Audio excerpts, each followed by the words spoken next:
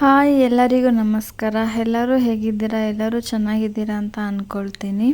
Welcome back to my YouTube channel A&M kitchen and ವ್ಲಾಗ್ಸ್ಗೆ. ಇವತ್ತಿನ recipe ಹುರುಳಿ ಕಾಳು ಬಸ್ಸಾರು ಹಾಗೆ ಕಾಳು ಒಗ್ಗರಣೆ ಮಾಡೋದು ಹೇಗೆ ಅಂತ ನೋಡೋಣ. ಹಾಗೆ ಇನ್ನೂ ಯಾರು ನನ್ನ ಚಾನಲ್ನ ಸಬ್ಸ್ಕ್ರೈಬ್ ಮಾಡ್ಕೊಂಡಿಲ್ಲ, ದಯವಿಟ್ಟು ಚಾನಲ್ಗೆ ಸಬ್ಸ್ಕ್ರೈಬ್ ಮಾಡ್ಕೊಳ್ಳಿ. ಹಾಗಿದ್ರೆ ಬನ್ನಿ ರೆಸಿಪಿನ ಹೇಗೆ ಮಾಡೋದು ಅಂತ ನೋಡೋಣ. ಮೊದಲಿಗೆ ಸ್ಟವ್ ಹಚ್ಕೊಂಡು ಸ್ಟವ್ ಮೇಲೆ ಒಂದು ಕಡಾಯಿ ಇಟ್ಕೊಳ್ತಾ ಇದ್ದೀನಿ. ಕಡಾಯಿಗೆ ಸ್ವಲ್ಪ ಎಣ್ಣೆ ಹಾಕ್ಕೊಂಡು ಎಣ್ಣೆ ಕಾದಿದ ನಂತರ 1 ಟೇಬಲ್ ಸ್ಪೂನ್ ಜೀರಿಗೆ, ಬೆಳ್ಳುಳ್ಳಿ, ಒಂದು ದೊಡ್ಡ ಸೈಜ್ ಈರುಳ್ಳಿ, ಒಣಮೆಣಸಿನ್ಕಾಯಿ, 1 ಟೇಬಲ್ ಸ್ಪೂನ್ ಕರಿಮೆಣಸು ಎಲ್ಲನೂ ಹಾಕ್ಕೊಂಡು ಚೆನ್ನಾಗಿ ಹುರ್ಕೋಬೇಕು. ಎಲ್ಲನೂ ಚೆನ್ನಾಗಿ ಹುರ್ಕೊಂಡಿದ ನಂತರ 1-2 ರಿಂದ 3 ಟೇಬಲ್ ಸ್ಪೂನು ಹಸಿ ತೆಂಗಿನಕಾಯಿ, ಸ್ವಲ್ಪ ಕೊತ್ತಂಬರಿ ಹಾಗೆ ಸ್ವಲ್ಪ ಹುಣಸೆಹಣ್ಣು ಹಾಕ್ಕೊಂಡು ಮತ್ತೆ ಚೆನ್ನಾಗಿ ಎಲ್ಲ ಮಿಕ್ಸ್ ಮಾಡಿಕೊಂಡು ಇದನ್ನು ಸಹ ಹುರ್ಕೊಬೇಕು. ಚೆನ್ನಾಗಿ ಹುರ್ಕೊಂಡಿದ ನಂತರ ಇದನ್ನು ಸ್ವಲ್ಪ ತಣ್ಣಗಾಗೋದಕ್ಕೆ ಬಿಡಿ.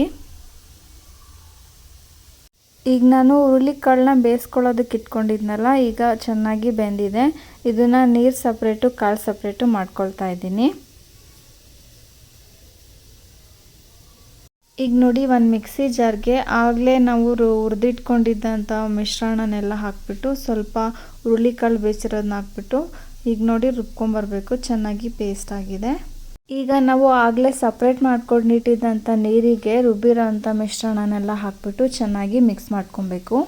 ಚೆನ್ನಾಗಿ ಮಿಕ್ಸ್ ಮಾಡಿಕೊಂಡು ಹಾಗೆ ಸ್ವಲ್ಪ ಉಪ್ಪು ಕರೆಕ್ಟಾಗಿದೆಯೋ ಇಲ್ಲ ಅಂತ ಚೆಕ್ ಮಾಡಿಕೊಂಡು ಉಪ್ಪೇನಾದರೂ ಕಮ್ಮಿ ಇದ್ದರೆ ಸ್ವಲ್ಪ ಉಪ್ಪು ಕೂಡ ಹಾಕ್ಕೊಳ್ಳಿ.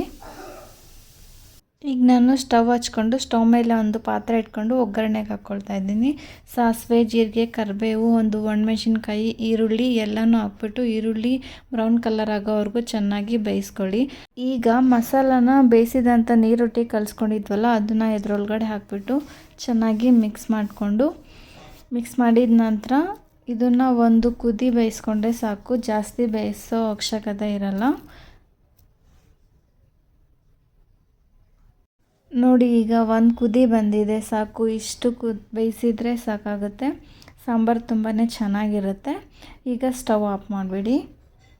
ಬನ್ನಿ ಈಗ ಕಾಳು ಒಗ್ಗರಣೆ ಮಾಡೋದು ಹೇಗೆ ಅಂತ ನೋಡೋಣ. 1-2 ಟೇಬಲ್ ಸ್ಪೂನ್ ಆಯಿಲ್ ಹಾಕ್ಬಿಟ್ಟು ಸಾಸಿವೆ, ಕರಿಬೇವು, ಒಣಮೆಣಸಿನ್ಕಾಯಿ, ಈರುಳ್ಳಿ ಎಲ್ಲನೂ ಹಾಕ್ಕೊಂಬಿಟ್ಟು ಚೆನ್ನಾಗಿ ಬೇಯಿಸ್ಕೊಬೇಕು. ಅದಾಗಿದ ನಂತರ ಆಲ್ರೆಡಿ ಬೇಯಿಸಿಟ್ಟಿರೋಂಥ ಹುರುಳಿಕಾಳು ಅದರೊಳಗೆ ಹಾಕ್ಬಿಟ್ಟು ಚೆನ್ನಾಗಿ ಮಿಕ್ಸ್ ಮಾಡ್ಕೊಳ್ಳಿ. ಈಗ ನಾನಿಲ್ಲಿ ಒಂದು 4 ರಿಂದ 5 ಟೇಬಲ್ ಸ್ಪೂನು ಹಸಿ ತೆಂಗಿನಕಾಯಿ ಹಾಕ್ಕೊಳ್ತಾ ಇದ್ದೀನಿ. ಹಸಿ ತೆಂಗಿನಕಾಯಿ ತುರಿ ಹಾಕ್ಕೊಳ್ಳೋದ್ರಿಂದ ಟೇಸ್ಟು ತುಂಬಾ ಚೆನ್ನಾಗಿರುತ್ತೆ ಕಾಳು ಒಗ್ಗರಣೆಗೆ. ಈಗ ನೋಡಿ, ಕಾಳು ಒಗ್ಗರಣೆ ರೆಡಿಯಾಗಿದೆ. ನೀವು ಮನೆಯಲ್ಲಿ ಒಮ್ಮೆ ಟ್ರೈ ಮಾಡಿ ಹೇಗೆ ಬಂತು ಅಂತ ಕಮೆಂಟ್ ಮಾಡಿ. ಈ ವಿಡಿಯೋ ನಿಮಗೆ ಇಷ್ಟ ಆಗಿದ್ದರೆ ಲೈಕು, ಶೇರು ಹಾಗೆ ಸಬ್ಸ್ಕ್ರೈಬ್ನ ಮಾಡೋದನ್ನ ಮರಿಬೇಡಿ. Thank you so much.